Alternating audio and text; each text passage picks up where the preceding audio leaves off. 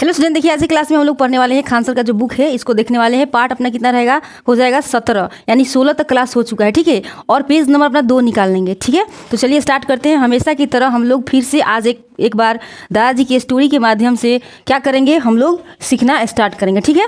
चलिए देखिए, कह रहे हैं एक शाम की बात है, आंगन में पीपल के पेड़ के नीचे दादाजी अपनी कुर्सी पर बैठकर कोई पुरानी किताब पढ़ रहे थे। तभी आरव खेलने के बाद भागता हुआ आया और बोला, दादाजी टीवी में सुना है कि सत्यमेव जयते हमारा राष्ट्रीय आदर्श वाक्य है, क्या ये कोई फिल्म का डायलॉग है? कर रहे हैं कि दादाजी मुस्कुराए और बोले, नहीं बेटा, ये डायलॉग नहीं बल्कि हमारे देश की आत्मा है। क्या है? हमारे देश की आत्मा है। किसको बोल रहे हैं? सत्यमेव जयते को, ठीक है। ये वाक्य जो है सत्यमेव जयते जो वाक्य है ये मुंडकोपनिषद से कहाँ लिया गया है ना जी, मुंडकोपनिषद से लिया गया है। कह रहे हैं कि ये वाक्य मुंडकोपनिषद नामक प्राचीन ग्रंथ से लिया गया है, जिसका अर्थ है सत्य की ही जीत होती है। सत्यमेव जयते का अर्थ क्या है? सत्य की ही जीत होती है। और ये कहाँ से लिया गया है? मुंडकोपनिषद नामक एक प्राचीन ग्रंथ से लिया गया है ना जी। चलिए अब आरोग्य हैरानी हुई, बोल रहा है कि उपनिषद क्या होते हैं। दादाजी समझाते हुए बोलते हैं कि उपनिषद प्राचीन भारतीय ज्ञान के खजाने हैं जो हमें आत्मा, ब्रह्म और जीवन के गहरे रहस्य की समझ देते हैं। इन्हीं वेदों का अंतिम भाग यानी वेदांत भी कहा जाता है। क्या बोल रहे हैं? देखिए कह रहे हैं, दादाजी कह रहे हैं कि उपनिषद क्या है? प्राचीन भारतीय ज्ञान के एक खजाना है ना जी, जो हमें क्या, आत्मा, ब्रह्म और जीवन के गहरे रहस्य की समझ देते हैं। इन्हें वेदों का अंतिम भाग यानी कि इन्हें क्या कहते हैं? वेदांत भी कहते हैं। किसको? उपनिषद को क्या कहते हैं? वेदांत भी कहते हैं। और इसमें क्या क्या है? आत्मा, ब्रह्म और जीवन के गहरे रहस्य को समझाता है ये पुस्तक, ठीक है। अब देखिए कह रहा है, आरव उत्साहित होकर पूछ बैठा, और भी क्या क्या लिखा है इसमें? दादाजी बोल रहे हैं, चलो सुनाता हूँ। एक बार की बात है, दादाजी ने किताब से एक पन्ना खोला और पढ़ना शुरू किया। पढ़ रहे हैं जाबालोपनिषद। क्या है? जाबा, याद रखेंगे, जाबा ढाबा से याद रखेंगे, जाबालोपनिषद है ना जी। जाबालोपनिषद में बताया गया है कि मनुष्य के जीवन को 4 आश्रमों में बांटा गया है। क्या किया गया है? जाबा, देखिए ये भी एक क्या है, ये ग्रंथ है। क्या है जी? ग्रंथ है। जाबा जो कह रहे हैं दादाजी कि जाबालोपनिषद में क्या बताया गया है? मनुष्य के जीवन के 4 आश्रमों में बांटा गया है। पहला कह रहा है ब्रह्मचर्य यानी विद्या सीखने वाला, 1 नंबर, ठीक है। दूसरे में गृहस्थ सिखाया गया यानी परिवार वाला, है ना।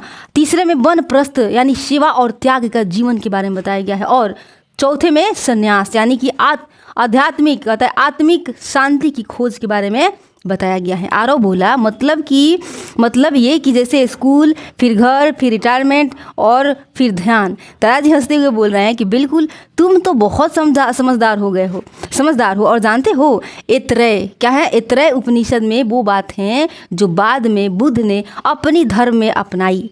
ऐतरेय जो उपनिषद है क्या है? ऐतरेय उपनिषद में क्या बताया गया है?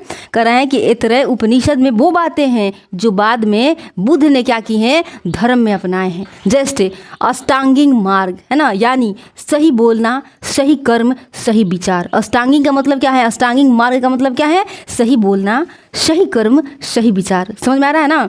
देखिए आरव, बौद्ध धर्म भी उपनिषद से जुड़ा है। कितनी कमाल की बातें हैं।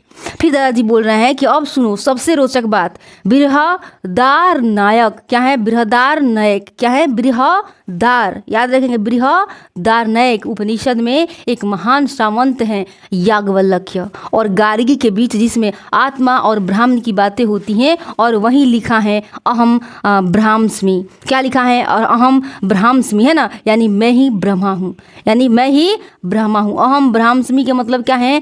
मैं ही ब्रह्मा हूँ। अब देखिए आरव आंखें फैलाकर कह रहा है, मतलब हमारे अंदर भी भगवान है। दादाजी प्यार से बोले, हाँ बेटा, यही तो उपनिषद हमें सिखाते हैं। आत्मा को जानो, सत्य को पहचानो, यही जीवन का असली उद्देश्य है। अब देखिए खान सर के बुक में क्या लिखा हुआ है। मात्र यहाँ से लेकर यहाँ तक समझाने के लिए आपको ये स्टोरी पढ़ना पड़ा। अब आप क्या करेंगे? अपने किताब को उठाएंगे और आसानी से देख के समझ जाएंगे कि इसका मतलब क्या है, इसका अर्थ क्या है, ये कैसे कैसे क्या क्या हुआ है ना। देखिए कह रहा है, भारत का आदर्श, राष्ट्रीय आदर्श वाक्य क्या है? सत्यमेव जयते। भारत का राष्ट्रीय आदर्श वाक्य, बच्चों पूछा था ना जी कि टीवी में मैंने सुना है कि भारत का राष्ट्रीय आदर्श वाक्य है क्या, सत्यमेव जयते। ये कहाँ से लिया गया है, मुंडकोपनिषद से लिया गया है। मुंड याद रखेंगे, मूड लोग कहते हैं ना मूड है ना जी, उसी से याद रखेंगे, मुंडकोपनिषद से लिया गया है। अब देखिए जाबालोपनिषद में 4 आश्रमों व्यवस्था का उल्लेख मिलता है। अभी बताए थे ना चारों के 4 है ना, तो किस में मिलता है, किस उसका उल्लेख किस में है, तो जाबालोपनिषद में है। ऐतरेय उपनिषद में बौद्ध धर्म का जो अष्टांगिक है, अष्टांगिक मार्ग का उल्लेख है ना जी, सत्य बोलना है ना, ये जो चीज़ें हम अभी बताए हैं ऐतरेय उपनिषद में बौद्ध धर्म का अष्टांगिक मार्ग का उल्लेख है। आप बृहदारण्यक उपनिषद में अहम ब्रह्मास्मि यानी मैं ही ब्रह्मा हूँ, ये चीज़ें बताई गई हैं। आप पुनर्जन्म का सिद्धांत एवं याज्ञवल्क्य गार्गी स्वांत का वर्णन है। तो कुल मिलाकर आपको जो स्टोरी सुनाए थे, स्टोरी के माध्यम से ये चीज़ें समझ में आई कि नहीं आई, बताइए आई। अब आइए, अब फिर कह रहा है नहीं आया क्या समझ में, आया थोड़ा थोड़ा आया, नहीं आ गया ना। भारत का राष्ट्रीय आदर्श वाक्य क्या है, सत्यमेव जयते, सत्यमेव जयते है ना। ये कहाँ से लिया गया है सत्यमेव जयते, मुंडकोपनिषद से। ठीक है, यहाँ तक समझ में आ गया है। अगर देखो जाबालोपनिषद में कितने आश्रम का उल्लेख है, कितने व्यवस्था का उल्लेख है, तो 4 है ना। ऐतरेय उपनिषद में क्या है, बौद्ध धर्म का अष्टांगिक जो मार्ग है उसका उल्लेख है। क्या है, ऐतरेय उपनिषद में क्या है जी, बौद्ध धर्म का अष्टांगिक मार्ग का उल्लेख मतलब लिखा हुआ है ना जी। अब बृहदारण्यक उपनिषद में क्या है, अहम ब्रह्मास्मि यानी कि मैं ही ब्रह्मा हूँ, इसके बारे में पुनर्जन्म का सिद्धांत एवं याज्ञवल्क्य गार्गी स्वांत का वर्णन है। इतना आप समझ में आ गया। अब आइए दूसरे स्टोरी की तरफ। अब कह रहा है कि एक दिन आरव स्कूल से भागता हुआ घर आया और बोला, दादाजी आज हमारी मैम ने कहा कि वैदिक साहित्य को समझने के लिए वेदांग बहुत ज़रूरी होते हैं, ये क्या होते हैं, है ना जी। अब आइए, दादाजी मुस्कुरा रहे हैं, चश्मा ठीक करके बोल रहे हैं कि अरे वाह आज तो तुम बहुत अच्छा सवाल कर लिए, आओ चलो आज मैं तुम्हें वेदांगों की कहानी सुनाता हूँ, वेदांगों है ना जी। अब आइए, आरव खुश होकर बोला, दादाजी लेकिन कहानी की तरह सुनाना आज है ना जी। अब आइए, कहानी की तरह सुनते हुए, बहुत समय पहले जब ऋषि मुनि जंगलों में तपस्या करते थे, ये तो बात सभी को जानता है, ऋषि मुनि जंगलों में तपस्या करते थे ना जी, और वेदों का अध्ययन करते थे, तो अब वेदों को समझना बहुत कठिन था, बहुत कठिन था है ना जी। तो अब ज्ञान की सहायता के लिए 6 बुद्धिमान साथियों की रचना हुई। क्या, 6 बुद्धिमान साथियों की रचना हुई, जिन्हें कहा गया क्या, शिक्षा। ये साथी एक है, 1 नंबर साथी कौन है, शिक्षा। यानी 6 चीज़ों का जो है क्या किया गया, रचना किया गया है ना। तो वही कह रहा है 6 बुद्धिमान साथियों की रचना की गई। तो एक पहला बुद्धिमान जो कौन है, शिक्षा। इसका उदाहरण है, उदाहरण के गुरु देखिए, शिक्षा कह रहे हैं वेदों के स्वर और सही उच्चारण की महारानी थी। वह हर बच्चे को सिखाती थी ओम एम बोलो है ना जी, स्वर ओम एम बोलो, स्वर ऊपर नीचे कैसे करना है ये मैं बताऊंगी। ये कौन थी, शिक्षा की रानी बताती थी। शिक्षा की रानी क्या बताती थी, वेदों को स्वर और सही उच्चारण की महारानी थी है ना जी। शिक्षा की जो शिक्षा थी वो कौन थी, वेदों के स्वर और सही उच्चारण की महारानी थी। वह हर बच्चे को क्या सिखाती थी, ओम एम बोलो है ना, स्वर ऊपर नीचे कैसे करना है, ओम ऊपर कैसे ले जाना है, नीचे कैसे ले आना है, ये सारी चीज़ें बताती है ना कौन, शिक्षा। ये मैं बताऊंगी, ये बोली। ठीक है, करा मतलब जैसे मेरी मैडम मुझे ठीक से बोलना सिखाती है। दादाजी हंसकर बोल रहे हैं कि हाँ यही शिक्षा सिखाती है ना जी। अब आएंगे कल्प है ना, नियमों का मंत्री। कौन है जी, कल्प माने नियमों का मंत्री। फिर आया कल्प जो कहता था मैं बताऊंगा यज्ञ कैसे किया जाए, पूजा के नियम क्या है, क्या हो और किस अवसर पर क्या विधि होनी चाहिए। ये कौन बताता है, कल्प बताता है। कल्प क्या बताता है, कहता है कि यज्ञ कैसे किया जाए, पूजा के नियम क्या होने चाहिए और किस अवसर पर क्या विधि होनी चाहिए। ये कौन बताता है, कल्प बताता है ना जी। अब आइए, अब कह रहा है, ये आरव कह रहा है तो ये रूल बुक जैसा हुआ। तो दादाजी यहाँ शास्त्रों का नियम पुस्तक। अब व्याकरण जैसे देखिए, व्याकरण कहता है भाषा का इंजीनियर भाषा के इंजीनियर कौन है, व्याकरण। अब आया व्याकरण जो कहता है, व्याकरण क्या कहता है, मैं बताऊंगा कि शब्द कैसे बनते हैं, नाम क्रिया उपसर्ग प्रत्यय संधि समास सब मेरी दुनिया है ना जी। जैसे हिंदी और इंग्लिश में ग्रामर है ना, सही पकड़े हो है ना जी। ऐसे दादाजी बोल रहे हैं कि हाँ सही पकड़े हो। मतलब कहने का व्याकरण में क्या सीखना है, ये तो भाषा के इंजीनियर है ना जी। ये व्याकरण खुद कहता है कि मैं सिखाऊंगा, मैं बताऊंगा क्या शब्द कैसे बनते हैं, जैसे नाम बना है तो कैसे बना है, क्रिया क्या, उपसर्ग क्या, प्रत्यय क्या, संधि क्या, समास क्या, ये सारी चीज़ें कौन बताता है, व्याकरण बताता है।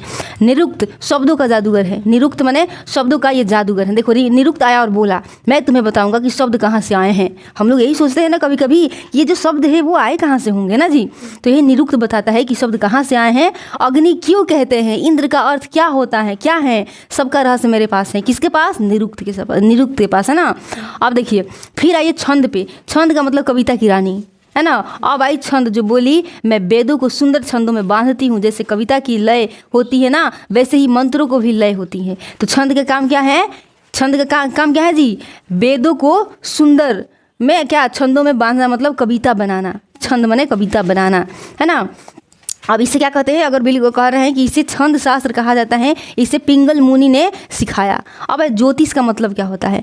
ज्योतिष का मतलब होता है, देखिए, और अंत में आया ज्योतिष, जो सितारों की चाल जानता था वो बोला मैं बताता हूँ ग्रह नक्षत्रों का यज्ञ पर क्या प्रभाव होता है ना जी। ज्योतिष के पास हम लोग जाते हैं ना और कहते हैं कि हमारा क्या बना दीजिए, ये बना दीजिए, जन्म कुंडली बना दीजिए ना जी। तो उसमें यही देखा जाता है कौन नक्षत्र में हुए हो, क्या ग्रह था क्या नहीं, ये सही ना बताता है। तो ज्योतिष यही बताता है। तो कहता है मैं बताता हूँ ग्रह नक्षत्रों का यज्ञ पर क्या प्रभाव होता है, शुभ समय कौन सा है, ये सब मैं जानता हूँ। कौन जानता है? ज्योतिष जानता है। अब आइए, कहता है कि प्राचीन समय में इसे 44 श्लोकों में बताया गया और सबसे पहले इसे मगध मुनि ने सिखाया। अब देखिए, अब आरव मुस्कुरा कर बोला दादाजी वेदों के 6 साथी तो सुपर हीरो हैं, जिससे सब मिलकर वेदों को आसान बनाते हैं ना जी। अब देखिए, कह रहे हैं हाँ बेटा, और अगर तुम चाहो तो कल से एक एक वेदांग विस्तार से जान सकते हो, है ना जी। अब देखिए, अब हम लोग क्या करेंगे? कहता है इस तरह आरव दादाजी ज्ञान की नई शुरुआत शुरू की वेदांग की दुनिया में। अब जो लिखा हुआ है खान सर के बुक में, इतना कुछ पढ़ने के लिए आप लोगों को, यहाँ से लेकर यहाँ तक पढ़ने के लिए आपको ये स्टोरी सुनना पड़ा। अब आइए समझते हैं खान सर के बुक में लिखा क्या हुआ है। देखिए, वेदांग है ना, वैदिक साहित्य को समझने हेतु इसकी रचना की गई है। किसकी? वेदांग की। वेदांग कितने होते हैं? 6 होते हैं, है ना। तो अब ऑब्जेक्टिव क्वेश्चन आएगा तो क्या आप लोग नहीं बना लोगे? वेदांग मतलब वैदिक साहित्य को समझने के हेतु इसकी रचना की गई। किसकी रचना? वेदांग की। वेदांग कितने होते हैं? 6 होते हैं। शिक्षा, वैदिक स्वरों को शुद्ध उच्चारण हेतु शिक्षा का निर्माण हुआ, है ना जी। शिक्षा क्या सिखाता है कि वैदिक स्वर जो है कैसे उसका उच्चारण करना है ना। अब कल्प, ये ऐसे कल्प सूत्र होते हैं जिनमें विधि एवं नियम का उल्लेख होता है। कल्प अभी तो बताए थे, है ना, विधि और नियम का उल्लेख होता है।